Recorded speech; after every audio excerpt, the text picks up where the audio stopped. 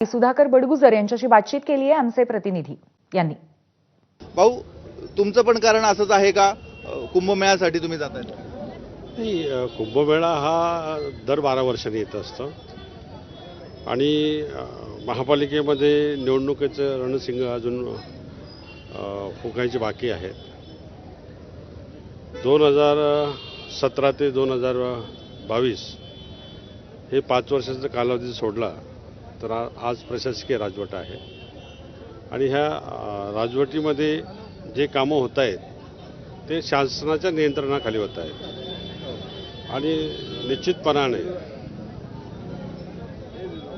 कामं होत असताना त्यामध्ये प्रशासनावरती लोकप्रतिनिधीचा अंकुश असला पाहिजे आणि निवडणुका येऊन घातलेल्या आहेत आणि ह्या निवडणुकीमध्ये भारतीय जनता पार्टीला मोठं यश मिळावं त्यासाठी निश्चितपणाने भारतीय जनता पार्टीमध्ये प्रवेश करतात। भाऊ, काय महत्त्वाचे 2 ते 3 मुद्दे आहेत तुम्ही शिवसेना ठाकरे गट सोडला आणि कुठले 2 ते 3 महत्त्वाचे मुद्दे आहेत तुम्ही भाजपमध्ये प्रवेश करता?